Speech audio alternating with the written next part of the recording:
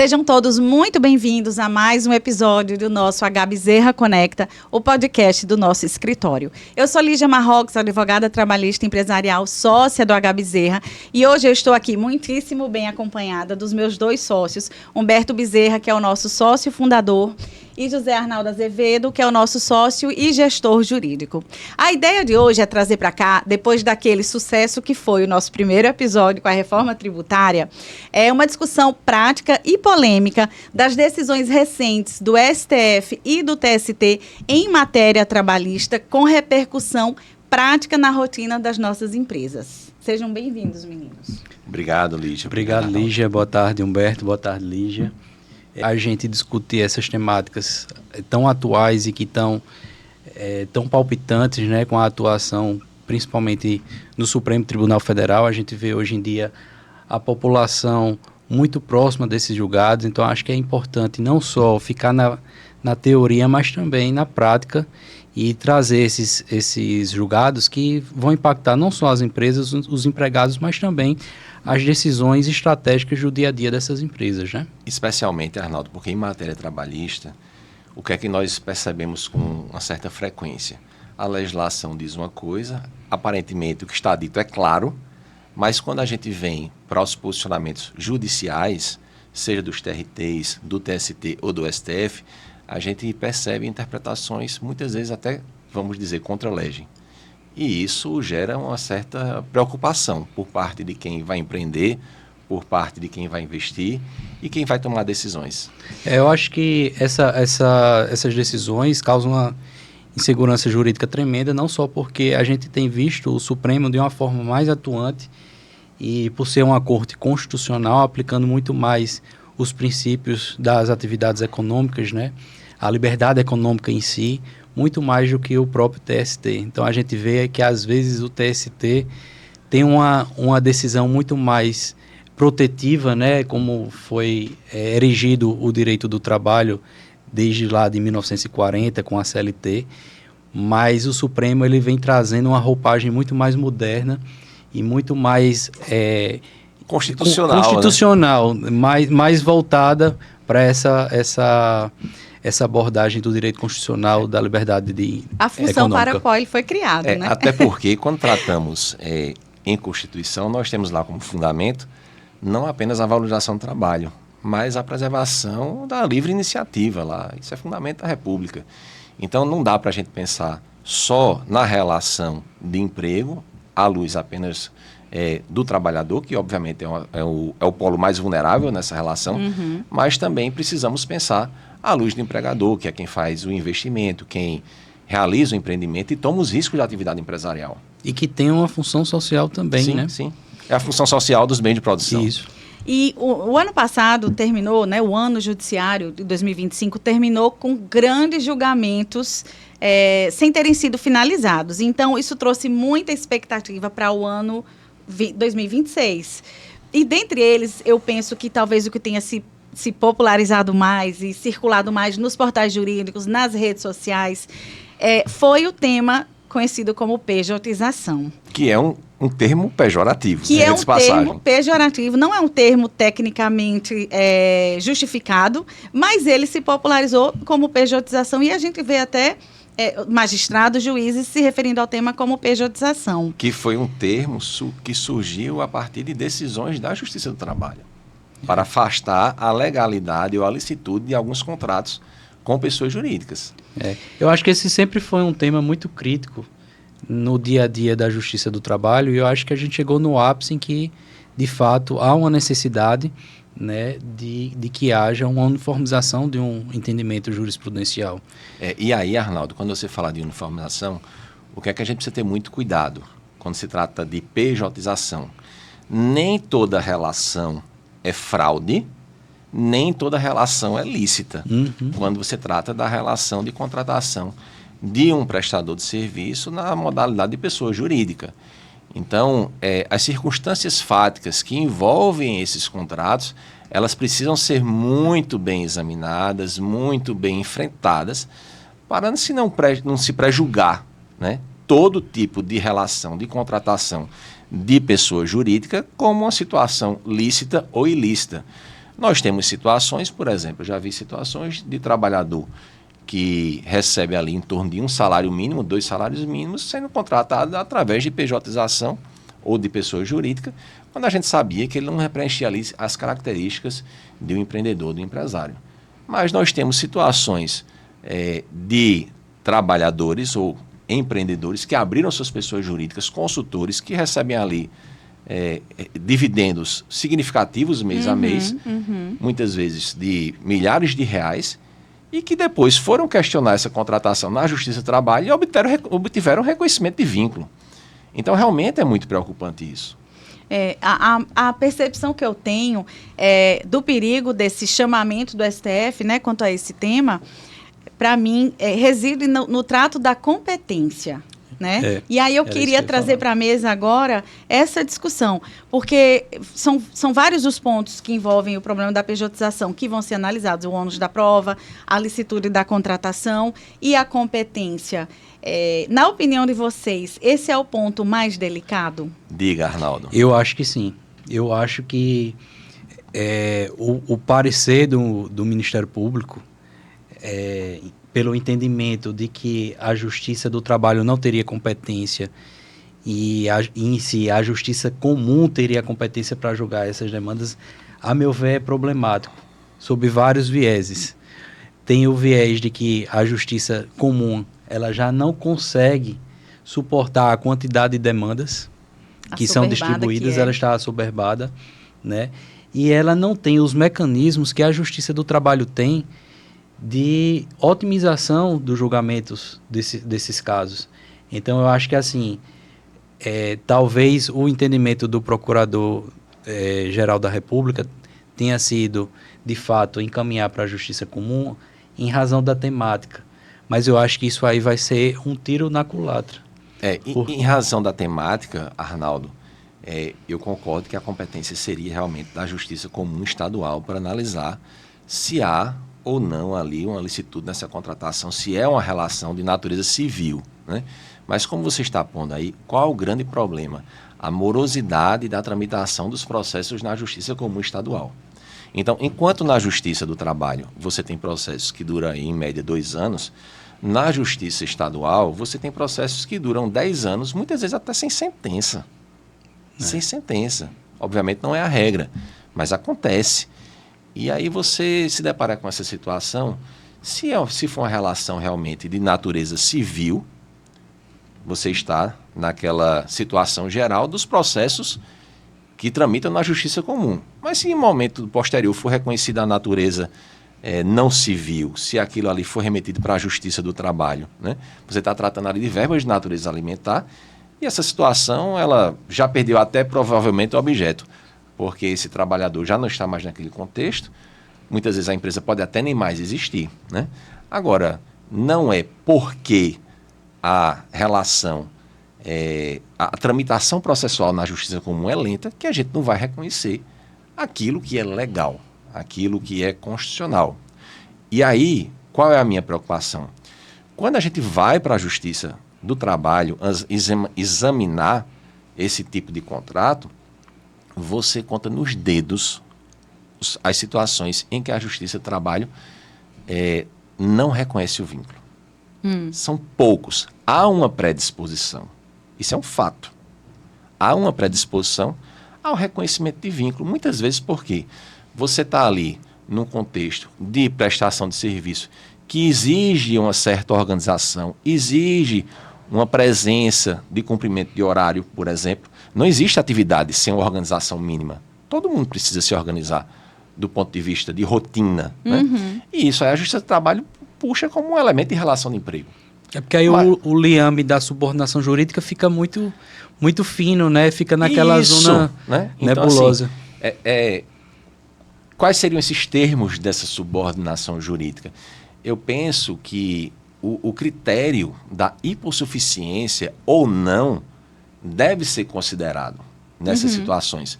Então, se você tem realmente uma estrutura de alguém que tem capacidade de manifestar o seu livre a sua manifestação de vontade, né? Manifestar a sua vontade livremente para contratar na forma de prestação de serviço através de uma sociedade empresária que ele tem com sua esposa, com um irmão, ou uma empresa, uma sociedade unipessoal, eu não vejo problema. Agora, se você tem uma situação de alguém que é hipossuficiente, que não tem capacidade técnica financeira para discutir ali uma eventual contratação, e o tomador do serviço exige que essa contratação se dê na forma de pessoa jurídica, aí sim nós estaríamos diante de uma situação de fraude. O que me preocupa é essa ideia, essa possibilidade de tratarem de forma igual esses desiguais, né?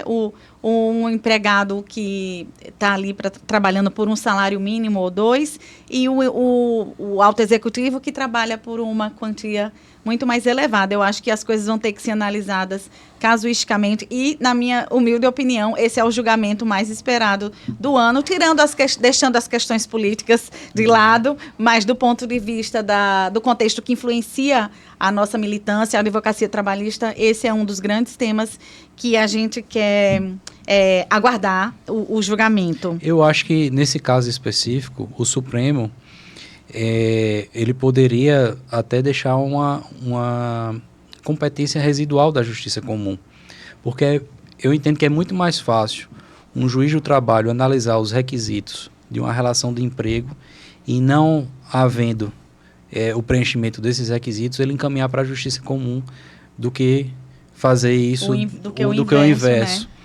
né? Porque, assim, você já tem o know-how, você já tem a estrutura. O judiciário, a justiça comum, você não tem. Assim, salvo raríssimas exceções, né? Aquelas situações em que há uma fraude da contratação de um contrato administrativo, os juízes da justiça comum não têm essa aptidão para fazer esse julgado. Do ponto de vista da efetividade, eu concordo integralmente com o José Arnaldo. Mas eu acho que esse freio de arrumação que o STF está tentando dar nesta temática, talvez traga novas luzes sobre o tema para evitar justamente que haja esse tipo, digamos, de preconceito sobre a contratação de pessoas jurídicas para prestar serviço, ainda que aquele serviço esteja sendo prestado pelo único sócio daquela empresa. Uhum. Então, para mim, passa necessariamente, Lígia, por esse elemento assim da hipossuficiência. Ou não. Vamos aguardar as cenas dos próximos capítulos. E aí fica todo mundo à espera do judiciário, né? Exatamente. Aí, aproveitando esse contexto do STF, semana passada, foi semana retrasada, nós vimos uma decisão, e aí também aproveitando o gancho do mês de março, em que se comemora o Dia da Mulher, uma decisão do STF pontual chamou muita atenção em um processo específico. E aí agora a gente vai entrar aqui numa questão mais delicada, que é a questão da violência doméstica.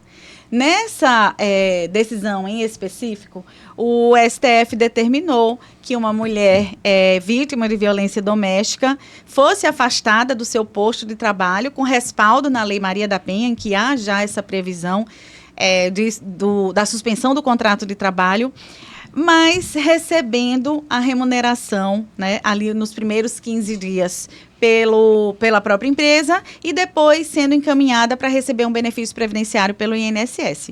Mal comparando como uma situação de doença, um auxílio doença do INSS.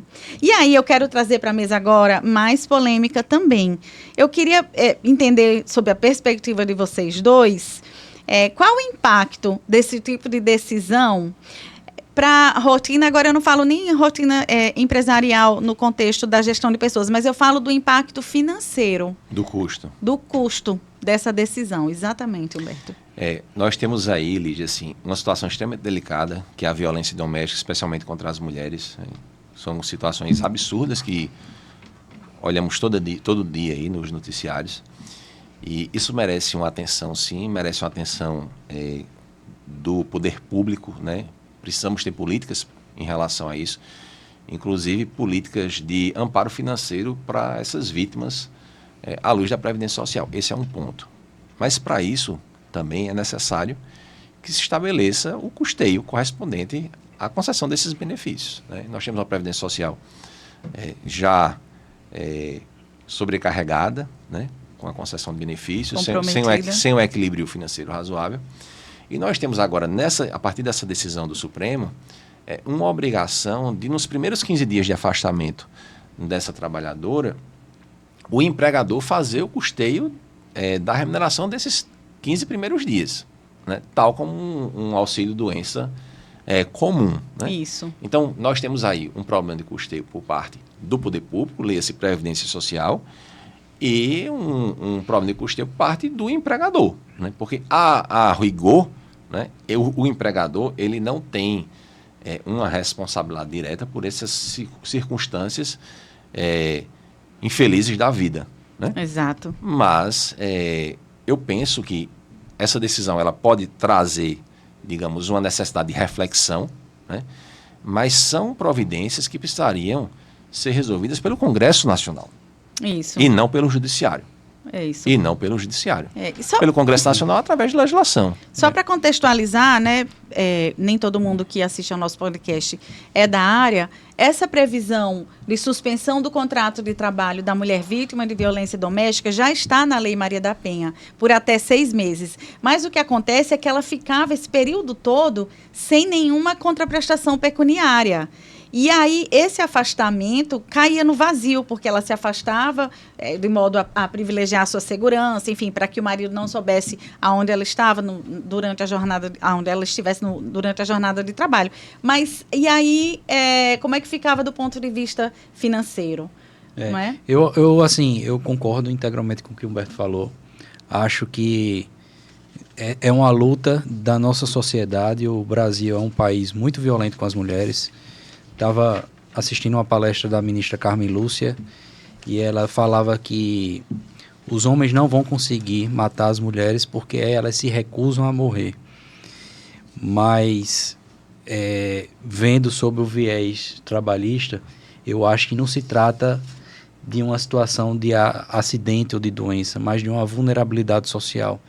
E aí essa decisão, a meu ver, ela transfere às empresas, aos empresários, uma política pública, né, que deveria ser de Estado e não dos empresários. Então, eu vejo uma problemática nesse sentido, quando você transfere uma obrigação do Estado ao empregado de algo que deveria vir já do próprio poder público e não fazer com que o empregado se submetesse a mais um encargo, né, de uma situação que não foi gerada pela relação de emprego. De repente, Arnaldo, uma solução para isso seria que o empregador ele pudesse compensar o custo que ele tem com esses primeiros 15 dias de afastamento com a contribuição previdenciária patronal. Uhum. É uma das possibilidades, como já acontece em outras situações. Uhum.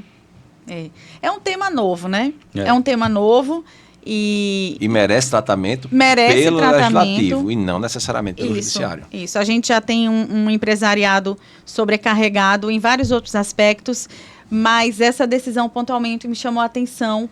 Não sei se quiseram destacar por conta do mês de março, e aí me trouxe essa reflexão, né? E a gente está acostumado a ouvir dos nossos clientes, mais uma vez, estamos assumindo o ônus de algo que deveria vir para o governo. Então, a ideia realmente é que a gente só desperte para refletir sobre esse tema, porque certamente é um precedente importante que vai começar a ser observado pelas outras instâncias de julgamento. E falando em instâncias de julgamento, eu queria agora entrar nos temas que o TST afetou, né, dentro daquele seu novo formato de ser uma corte de precedentes, para o mês de março.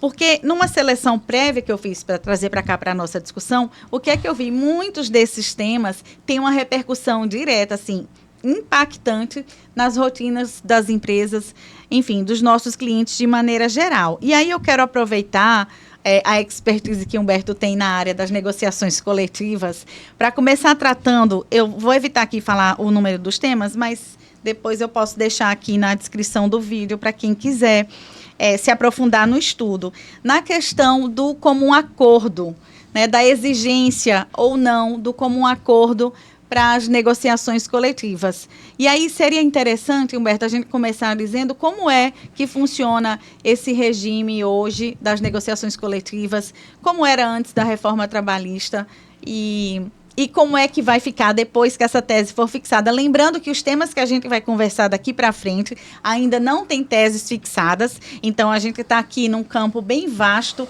para discussão e amadurecimento dos nossos raciocínios jurídicos.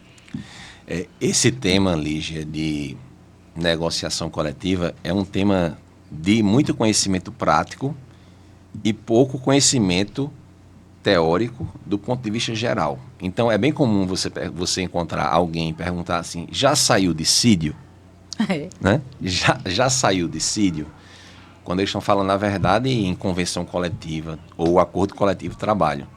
Porque as categorias profissionais e laborais, representadas pelos seus entes, né, sindicatos, federações, confederações, eles têm poder de, representando essas categorias a partir de assembleias com essas categorias, firmarem convenções coletivas de trabalho ou, se for sindicato de trabalhador, com as próprias empresas, firmar acordo com o coletivo de trabalho. Isso se faz numa data chamada data base. Isso. Data base. Porém, como em qualquer negociação, é natural e até esperado que as partes não cheguem a um consenso sobre as cláusulas dessa convenção coletiva no tempo esperado, ou melhor, em um tempo razoável. Uhum. Nessas situações em que as partes não chegam a um consenso, em tese, pode-se ajuizar um dissídio coletivo de trabalho perante a Justiça do Trabalho, para que a Justiça do Trabalho profira uma sentença normativa e decida ali quais serão os termos daquela, digamos, convenção coletiva agora substituída por uma decisão da Justiça do Trabalho. Basicamente é isso. Entretanto, já há algum tempo, nós tivemos uma alteração normativa no sentido de que, para as partes buscarem a Justiça do Trabalho, uma das partes buscar a Justiça do Trabalho, leia-se aqui, sindicato dos trabalhadores, geralmente, é necessário obter o mútuo consentimento da parte contrária, sindicato, patronal. Uhum.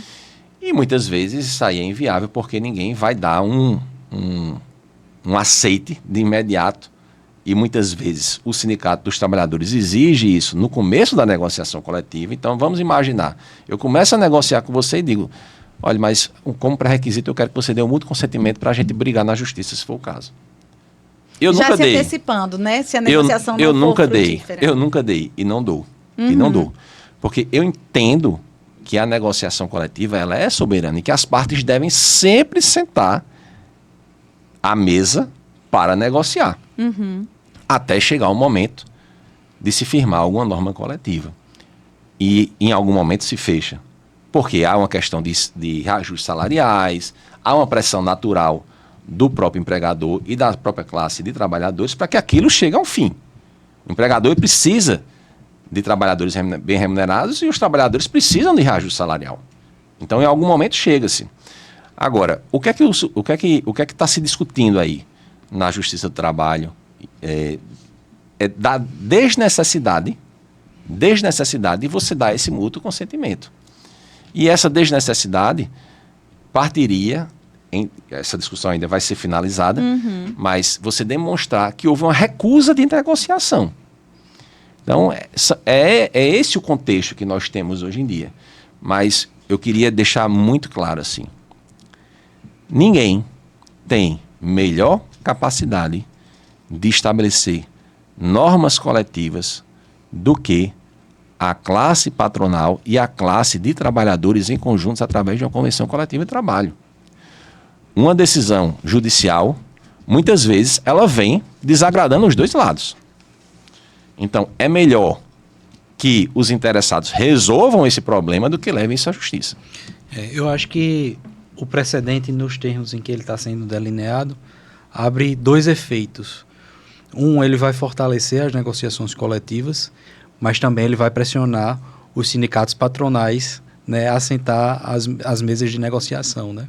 É porque acontece também isso, né, Arnaldo? Às vezes você tem sindicatos patronais e até também sindicatos laborais, muitas vezes omissos, né? E não cumprindo ali o seu papel. Uhum. E não é isso. O sindicato ele serve para fazer essa representatividade. E aí nós temos aí, Lígia, um aspecto delicado, é porque esses sindicatos, seja dos trabalhadores, seja do patronal, ele precisa de recursos para se sustentar, né? E a partir do esvaziamento que houve em relação às contribuições sindicais, os sindicatos dos dois lados minguaram, né? Eles diminuíram. Sim. Isso é um fato. Sim, eu percebo isso. Além desse enfraquecimento deles enquanto como entidades sindicais, o enfraquecimento deles perante a própria categoria. Porque a categoria que não tem o instrumento negociado, a convenção coletiva, se não houver um acordo coletivo também, ela volta ao status do patamar mínimo civilizatório, como o ministro Maurício Goldin gosta de falar, que é a CLT. CLT. Né? Então, para os próprios trabalhadores, isso é uma demonstração do enfraquecimento do sindicato. Não estamos aqui no momento em que não temos negociação coletiva. Aproveitando o gancho, mais uma vez, do contexto sindical, houve também a afetação de um tema também que permeia a nossa prática, Humberto, que é a questão do direito de oposição quanto à contribuição sindical. A gente vê diuturnamente na nossa militância questões de empregados que só chegaram depois do instrumento normativo, do instrumento negociado da convenção coletiva, paga, não paga. Então, existem questões quanto ao modo do pagamento dessa taxa, quando vai pagar, se o empregado pode ser liberado para ir fazer esse pagamento. E aí eu queria agora entrar nesse contexto do direito de oposição, sobre o qual o TST também vai fixar uma tese em breve. A partir de decisões do Supremo também, né? Também. Porque nós tivemos a reforma trabalhista, e a reforma trabalhista deixou bem claro que a contribuição sindical, ela precisaria ser prévia e expressamente aprovada, autorizada por quem iria contribuir, especialmente aqui o trabalhador. Né? Mas aí o STF mudou o que está dito lá na CLT com a reforma trabalhista e autorizou que essa contribuição sindical fosse estabelecida através de assembleia. Uma decisão de assembleia, com a devida vênia, não pode ser considerada como expressa. Porque o trabalhador ele pode simplesmente não ir para a assembleia. Né? Então seria uma autorização... Como muitos não vão na prática. Ou ele pode mesmo não aquecer com a decisão que pode ser a minoria, né? Ele pode perder.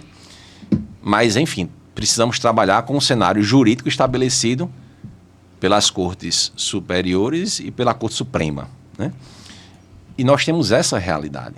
A realidade de que pode ser estabelecida a contribuição sindical, especialmente negocial, através de assembleia.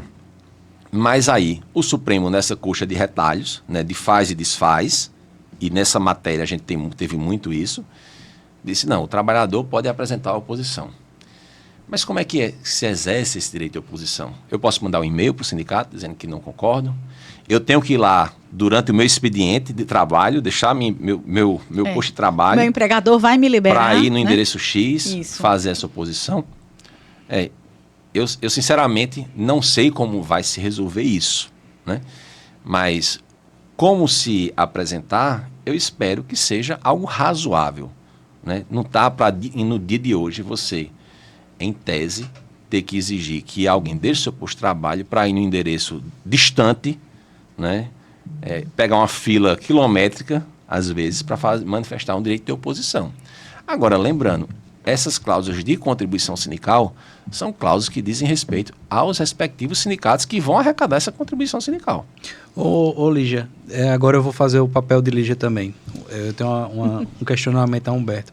Você acha que a falta de um representante da Justiça do Trabalho no Supremo Tribunal Federal tem contribuído para essas decisões que muitas vezes são conflitantes de alguns ministros das duas turmas?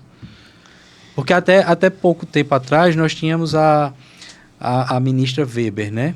A Rosa Weber, que chegou até a presidência. Mas desde que ela saiu, nós não temos mais um representante da Justiça do Trabalho na Corte Suprema. Nós temos, assim, grandes nomes do direito do trabalho na Justiça do Trabalho. Nós temos grandes ministros com extrema capacidade técnica, grandes desembargadores, grandes advogados na área trabalhista que teriam plenas condições de preencherem uma vaga lá no Supremo, né? Infelizmente, a gente tem hoje um contexto muito mais de decisão política para o preenchimento de vaga do que necessariamente técnica, né? Essa é a realidade. E, Arnaldo, eu não tenho dúvida que essa lacuna, ela gera, sim, prejuízos, porque você não tem uma representatividade de quem conhece e vive a realidade trabalhista na maior corte do país. E isso prestigia, corrobora o discurso daqueles que dizem que a justiça do trabalho é uma justiça desnecessária. Periodicamente a gente vê um movimento que alimenta o fim da justiça do trabalho, né? A desnecessidade da justiça do trabalho. Eu também penso como Humberto. Eu até li bastante a respeito dessas teses de que a justiça do trabalho foi esvaziada a partir da reforma trabalhista, mas os números de distribuição de processos nunca estiveram tão altos, o que mostra que assim, há necessidade, de fato, de ainda se discutir matéria relacionada aos contratos de emprego, né? E assim, sabe, Arnaldo, eu penso que é equivocado aquele raciocínio de que o empregador sempre perde na justiça do trabalho. É muito equivocado isso.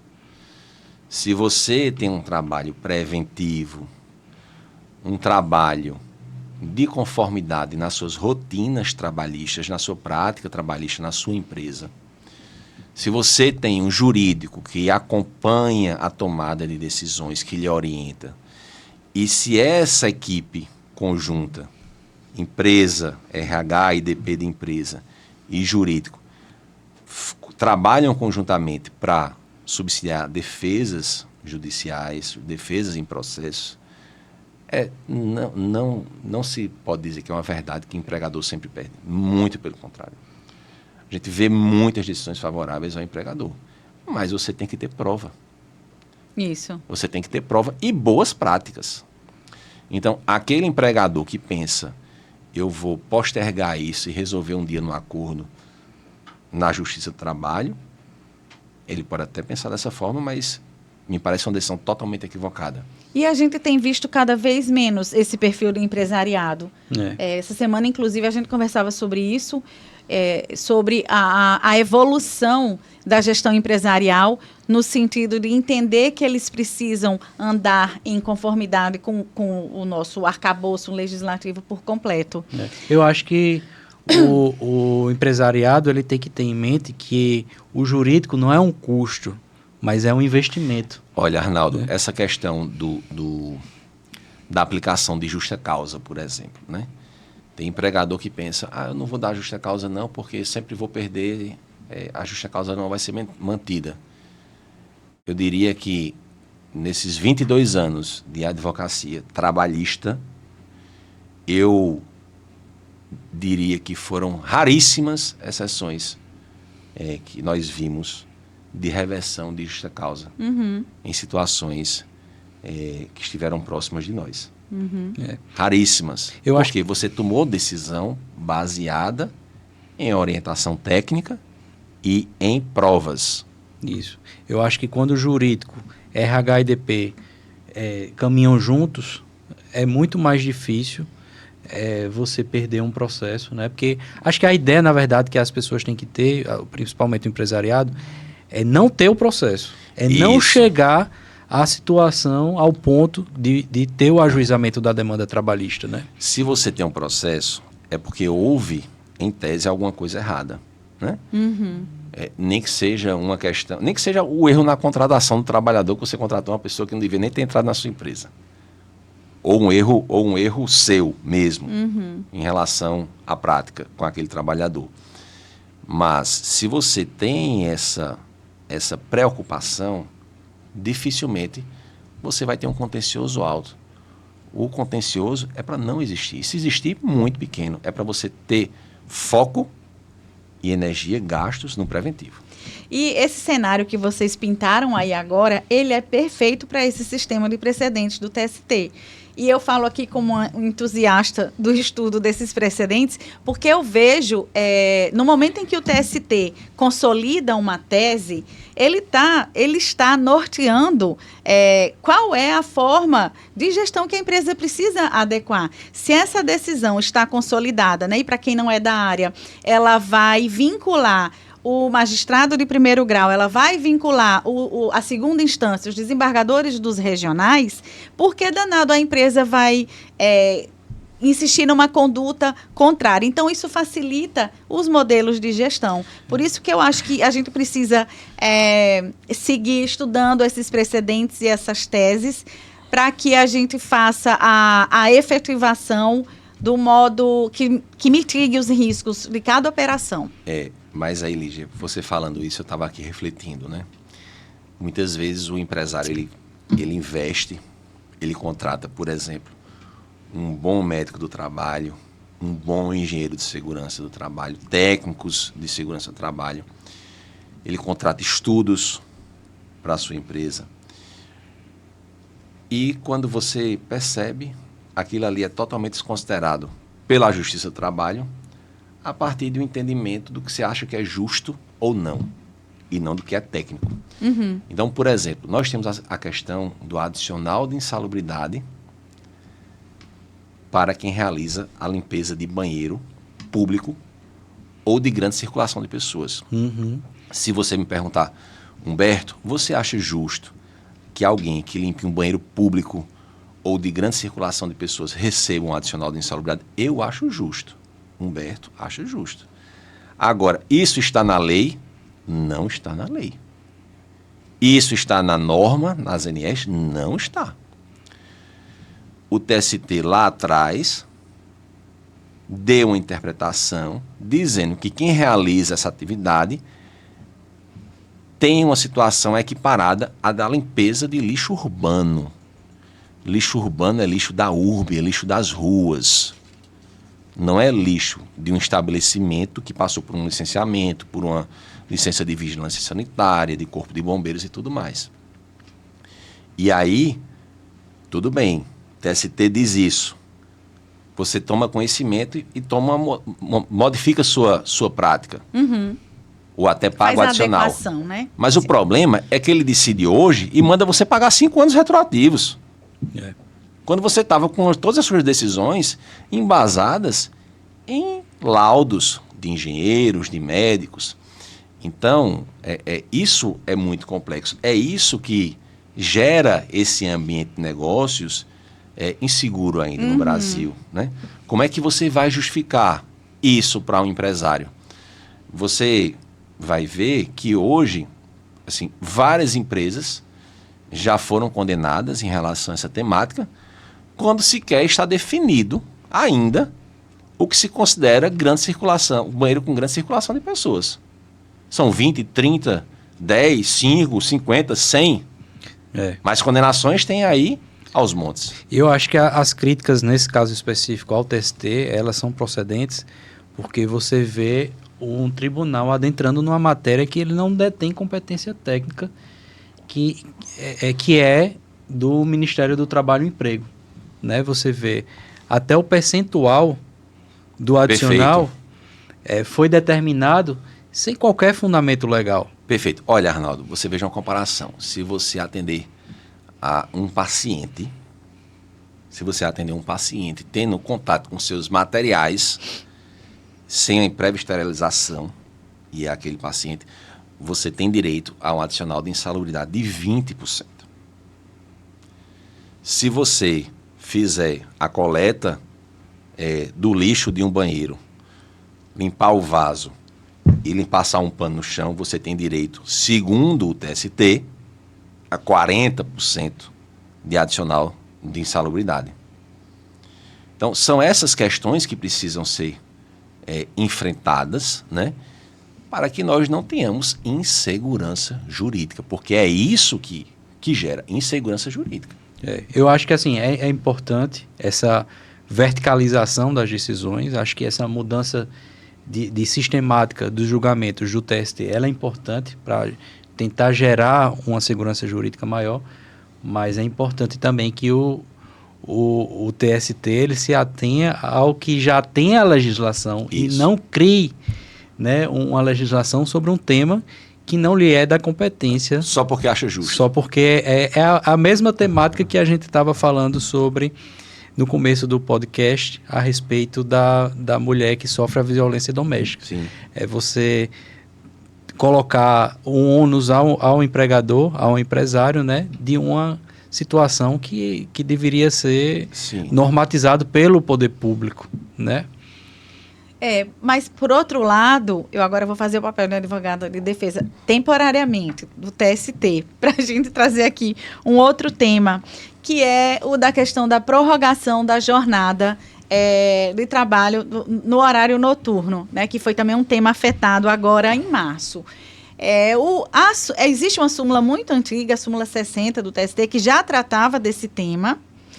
E vou deixar você entrar nos detalhes técnicos, Humberto, mas o que o tema quer que a gente discuta, e aí, lembrando que essa tese ainda não está fixada, é se a remuneração do período de prorrogação do trabalho noturno com o pagamento do adicional pode ser objeto de negociação coletiva. E aí a gente volta um pouquinho ainda para o direito sindical. Aí eu vou lhe fazer uma pergunta para poder responder o que você me perguntou. Faça. A que horas termina o trabalho noturno no meio urbano? Às 5 horas da manhã, de acordo com o dispositivo legal. Pronto. Aí o TST disse lá atrás que a prorrogação do trabalho que vinha no horário noturno e que passou das 5 horas, considera-se também como horário noturno. Então, se alguém trabalhasse ali das 5, em prorrogação de jornada, das 5 até as 8 da manhã, ele receberia o adicional noturno. E isso não está na lei. 8 da manhã. Isso não está na lei. Isso foi um entendimento do TST. Só que agora ele está repensando. Aí agora ele está dizendo o seguinte: eu vou decidir se você pode negociar isso em norma coletiva. Que é esse o cerne desse tema. Se você tema. pode dizer que esse horário de prorrogação não é um horário noturno. Embora a lei não falasse isso, quem fala é o TST. Isso. Então, na prática, ele vai revisar o próprio entendimento. Mas isso é até um sinal de maturidade dos tribunais, né? Eu não estou querendo defender o tribunal, mas é um sinal de maturidade, não é assim, não é uma ideia fixa. Humberto, Mas provavelmente provocado pela advocacia. Né? Porque tudo isso surge a partir de provocações de advocacia. Agora, já tem uma problemática na análise dessa temática, que é a questão da negociação coletiva em matéria de saúde do trabalhador. Porque é de conhecimento geral de que o trabalho noturno... Se é norma de saúde e segurança ou não. Exatamente. Então, assim, são vários... Hora ficta. São várias nuances que o TST vai ter que analisar. E aí vamos ver se ele não vai criar mais uma inovação pegando todo mundo de surpresa e gerando passivo de 5 anos. Exatamente. Verdade. Nós precisamos trabalhar com previsibilidade. Eu concordo. O empresário, ele tem que trabalhar com números. Isso. Tomada de decisões baseadas em números e em normas. Isso. Se eu mudo a norma no meio da partida, como é que ficam as coisas? Que fosse pelo menos dali para frente. Você disse para o empresário, faça o gol, você vai fazer gol do lado direito. Aí no meio do caminho vem a justiça e diz, não, o gol é do lado esquerdo. Os gols que você fez do lado direito são gols contra. É basicamente isso. E assim, no cenário geral, isso acaba desestimulando a atividade empresarial. Né? Para resumir o pensamento, é isso. Mas em contrapartida, acho que também aí reforça a necessidade de ter uma advocacia preventiva. Sim. Porque aí o advogado ele pode analisar aquele cenário, né? É a luta pelo direito. Isso. É a luta pelo direito, que não cessa nunca. E aí, para não sair ainda desse contexto das negociações coletivas, que hoje a ideia aqui é explorar todo o seu conhecimento dessa seara, há um outro tema importante afetado agora em março também, que diz respeito à possibilidade do fornecimento de refeições na modalidade lanche, constando na negociação coletiva, quando não há uma previsibilidade quanto à qualidade nutricional do alimento. E eu tenho certeza de que você já viu muito isso na sua prática das negociações coletivas. Aí eu lhe pergunto, há alguma lei que obrigue o empregador a fornecer alimento ao seu empregado?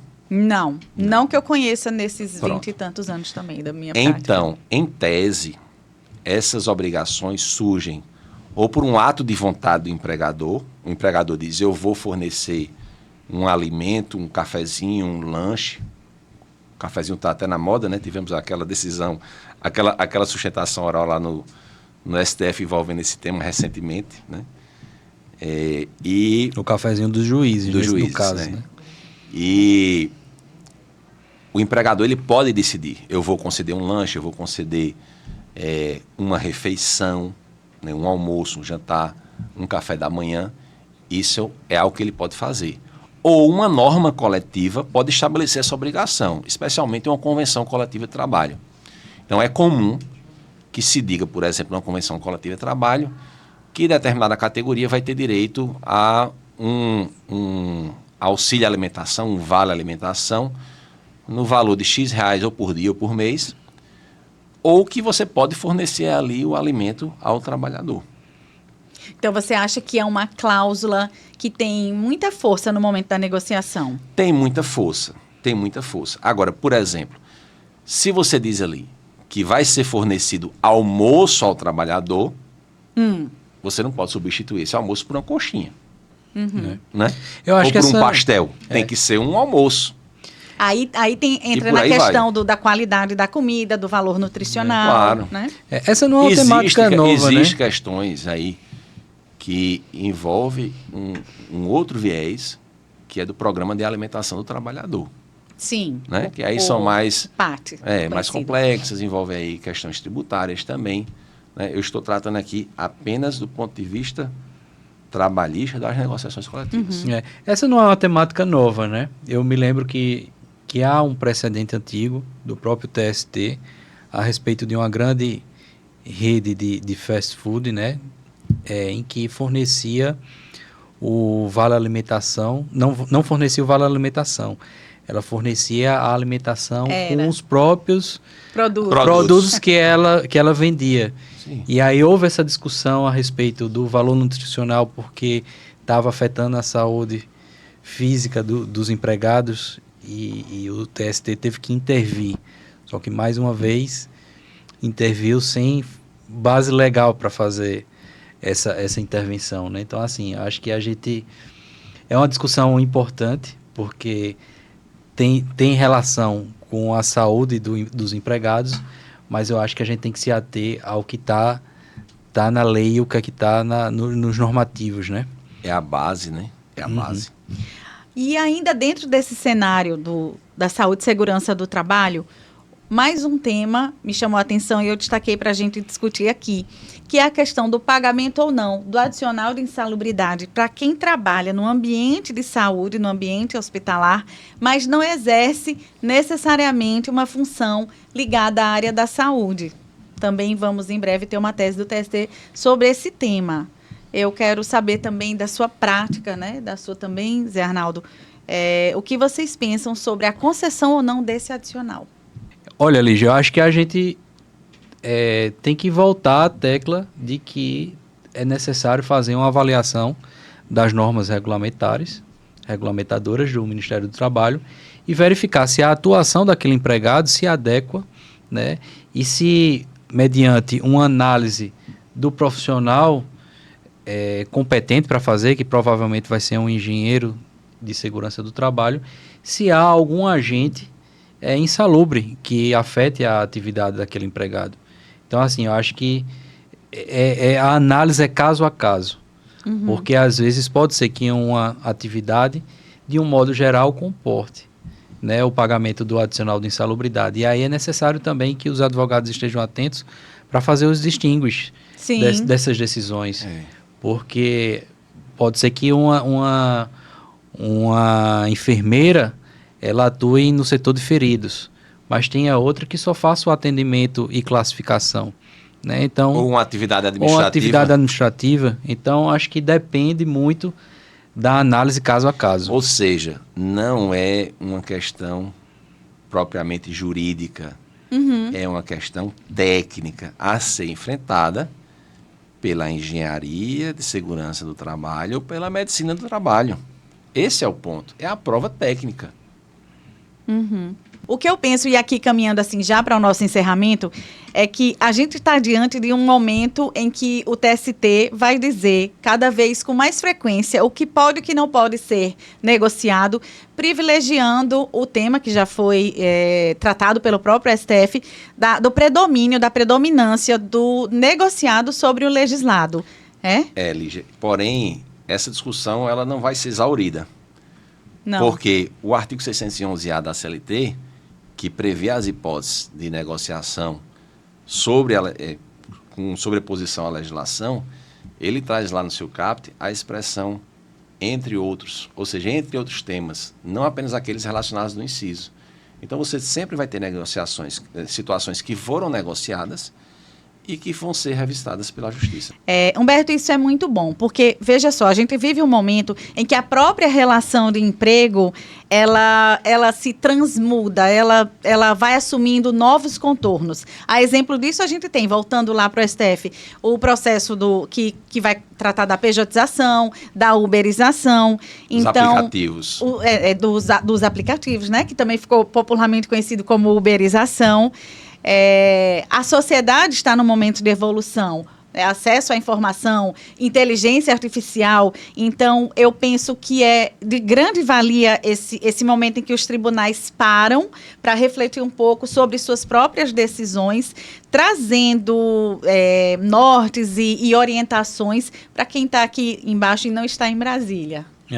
Eu acho salutar que o TST faça essa mudança, né, de sistemática de julgamentos com a adoção dessas temáticas, né, até mesmo para você parametrizar a atuação até dos próprios advogados e das empresas, né, porque você vai saber qual já vai ser o entendimento que vai ser adotado do juiz ao TRT, ao ministro do TST. Isso. Agora, é importante também que o TST fique atento a como o Supremo tem conduzido esses julgados, porque a adoção desses temas posteriormente podem ser revogadas Sim. com a própria adoção de novos entendimentos pela Suprema Corte.